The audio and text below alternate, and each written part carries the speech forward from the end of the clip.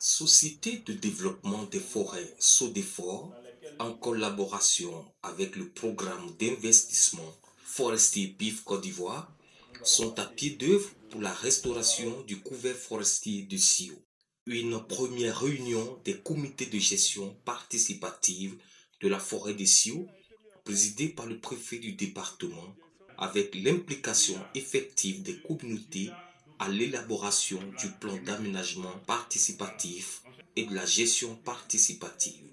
Nous avons fait une réunion qui était capitale. Parce qu'aujourd'hui, au moins, on a fait la réunion de la réunion de ce comité de gestion qui va travailler à réformer la forêt classée dans sa vision moderne, sa vision en rapport avec le projet PIF. Nous avons dit ceci, chacun de nous est engagé dans ce combat. Dès lors que vous êtes membre du comité de gestion, vous ne pouvez plus travailler contre le projet. Vous devez travailler au succès de ce projet. Deuxièmement, il faut savoir que, aujourd'hui, ce n'est que le point de départ de nos travaux. Nous allons être appelés ici pour maintenant adopter un programme de travail que nous devons être amenés à exécuter de façon active, de façon vraiment concrète sur le terrain. Au cours de cette rencontre, Gilbert Gbagbe, préfet du département de Bleulequin, président du comité de gestion, a solennellement remis l'arrêté nominatif et a procédé à la mise en place du bureau en présence des différents vice-présidents.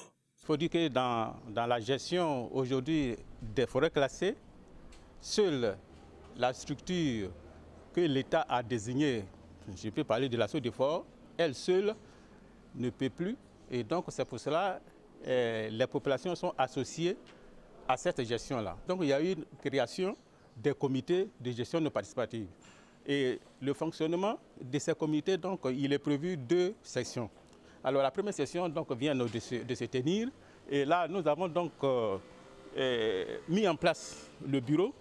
Les différentes communautés du département déterminées dorénavant à lutter contre la disparition vertigineuse de la forêt classée des Sio et s'engagent à la mise en politique de l'agroforesterie dans le développement de la cacaoculture. Le comité étant mis en place, on va commencer très prochainement des activités qui sont, dans un premier temps, la sensibilisation des populations concernant le reboisement de la forêt classée de Sio.